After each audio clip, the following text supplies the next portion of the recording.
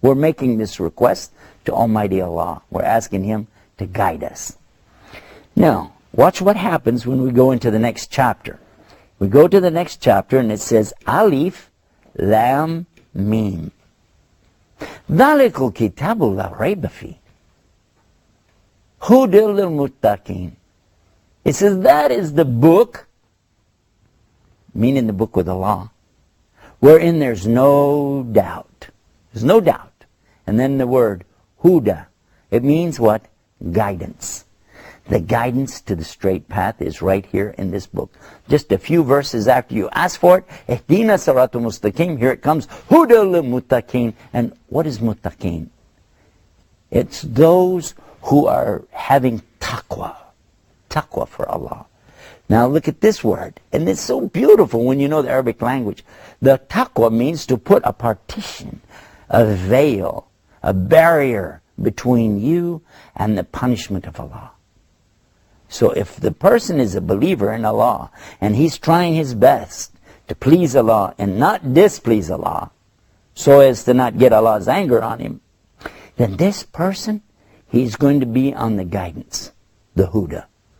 Of course, when we talk about Huda, that's a special word around here at Huda TV.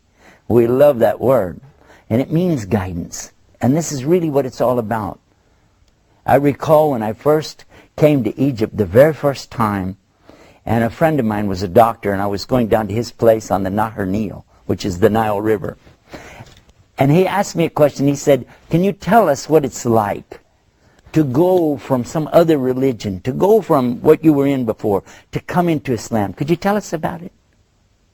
I said, well, I don't know how I would describe something like that. And then I realized, I said, okay, I was looking at a boat in the water in the Nile River, the Nahar Nil. I said, there's one word I need from you. He said, what word? I said, the back of the boat. There's this thing you steer the boat. What do you call this? He said, duffa. Duffa. What is duffa? This is the thing in the back of the boat to steer. Okay.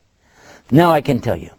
I said, imagine yourself now for a minute that you're out in the water, you're here in this boat, and you're blindfolded.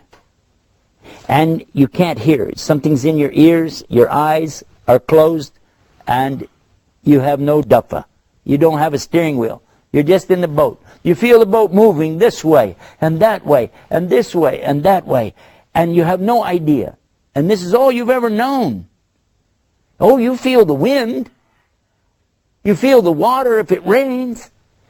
You feel the motion, but you don't know where you're going or why, and you have no idea what your purpose is to be there. Then suddenly one day somebody removes this blindfold from you. Somebody is taking this stuff out of your ears. You can see, you can hear, and most important, they're giving you the steering wheel, the duffa.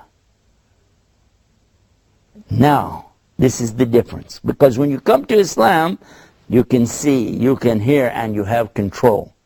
You have the control over your life. Now, by the way, just in case you didn't catch this, this is a good parallel, because just because you have a steering wheel, just because you can see, just because you can hear, doesn't guarantee that you're going to go the right way, does it? No. But it sure gives you a head start over the guy who's sitting in another boat with his eyes closed, ears are plugged up, and he has no duffa. Make sense? Yeah. Makes a lot of sense. And that's what I want to come back to again and mention, that Islam has these beauties.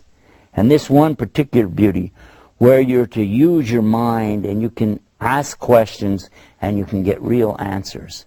Answers that really, when you think about it, they make a lot of sense. You're not forced to just accept something that somebody says, just have faith, brother. Just have faith. Well, faith is great if you've got something to base it on. If you can see something, you can hear something, and you have some control, some steering wheel, this is a great advantage.